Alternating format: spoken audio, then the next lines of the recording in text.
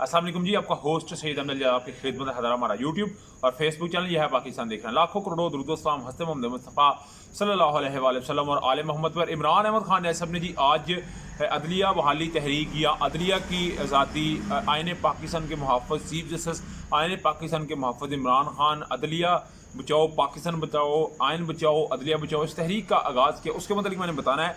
मगर उससे पहले जो बड़ी खबर है वो परवेज़ साहब की जानिब से आई है। उर्दू पॉइंट को उन्होंने इंटरव्यू दिया है। चाइनीज़ वज़ीर ख़ारजा जो नए आए हैं उनका एक बड़ा बयान आया, मैंने सब पर डिस्कस करना, मगर सबसे पहले परवेज़ साहब की बात करते हैं।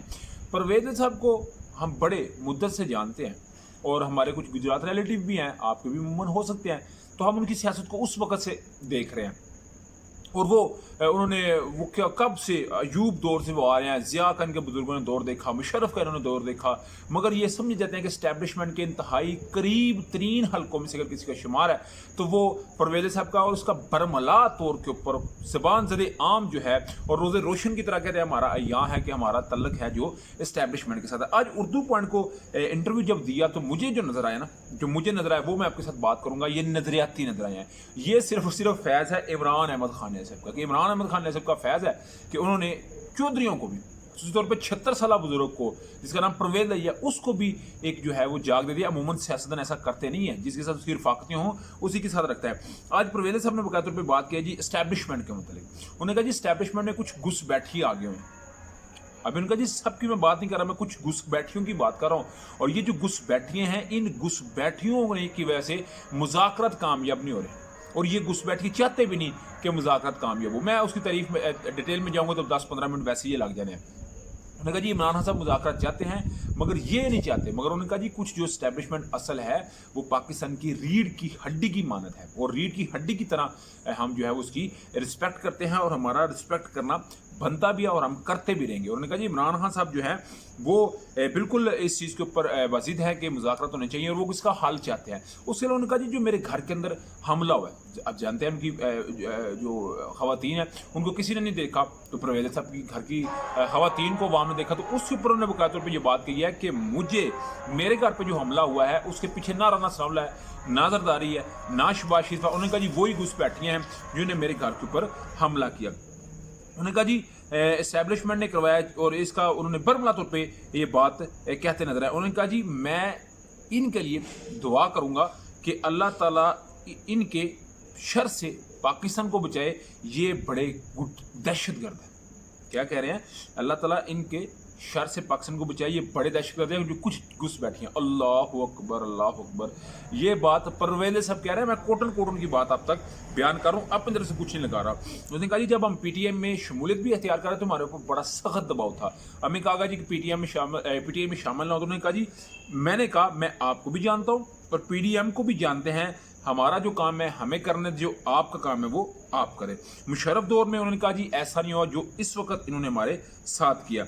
और कहते हैं जी इमरान खान साहब की अभी लड़ाई इस्टेब्लिशमेंट के साथ है, और बाजवा थे, बाजवा साहब रिटायर हो गए। उन्होंने कहा जी मैं उम्मीद थी कि नई इस्टेब्लिशमेंट आएगी तो बात को आगे लेके निकलेगी, मगर आज वो खुलकर इसके ऊपर बात करते मुझे तो नज़र आए हैं। आपका समझता है मुझे आपने लाजमी ये बात बतानी है।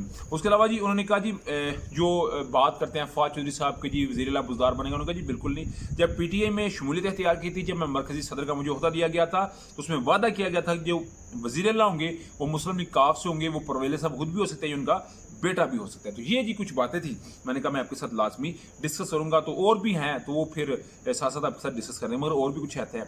उसके साथ जी 8 रुकनी बेंच 9 मई को समाप्त कर रहा, मगर इससे पहले उन्होंने एक दरखास्त दायर कर दिया हुकूमत ने, नजर आ रहा है ना अपनी शिकस्त को। इन्होंने उसमें कहा जी कि जितनी सुप्रीम कोर्ट के पास ये ना एक्ट एंड प्रोसीजर, जो सुप्रीम कोर्ट कहती है हमारे ऊपर हमला है, जो कानूनदान कहते हैं उनके ऊपर हमला है, उस केस के अंदर इन्होंने कहा जी कि आपके पास जो दरखास्तें आई हैं ना, इस आपको खारिज कर दे, ना सुने। तो 9 मई से पहले तो ये कुछ करना चाहिए, क्योंकि 9 मई को इनका जो है धर्म तख्ता हो जाना। उधर काजी फायज़ल साहब की बात करें तो काजी फायज़ल साहब ने बिल्कुल उनके जैसे उनके हदूद से लग रहा है कि वो बड़े इस वक्त हैं मसरूफ़ हैं, मगर उन्होंने कराची की कुछ केस है वो अपने चैम्बर से निकल नहीं रहे, उसी में रहते हैं, किसी केस का हिस्सा नहीं बन रहे, यानी कि वो प्रॉक्सी बन चुके हैं। हालांकि उन्होंने जो सिंध के ایک تھے بلوچستان سندھ کے تھے ہائی کورٹ کے احمد علی شیخ اور دوسرا مسرت خلالی جو سپریم پشاور کی چیزیں سے بنی ہیں، ان دونوں کو کہا کہ ان کو لے کے آئیں کیونکہ کیسز کی بہتات زیادہ ہے. سپریم جوڈیشل کونسل میں انہوں نے درخواست دی مگر ان کو لا رہے ہیں، خود ہی اس کے اوپر جو ہے وہ کام کرتے نظر نہیں آ رہے. ادھر جی عمران احمد خان صاحب نے باقاعدہ طور کے اوپر اعلان کر دیا ہے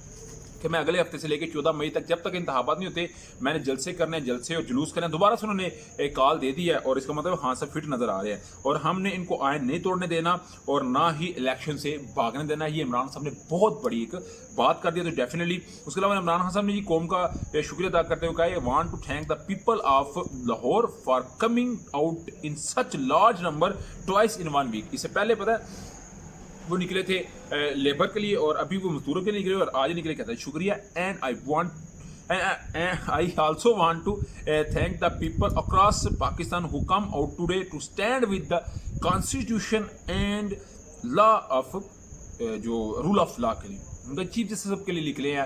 اور آپ باقی جو عوام کا میں نے آج آپ کے ساتھ جو ہے وہ ڈسکس کیا ہے تو آپ نے سب نے سن لیا ہوگا.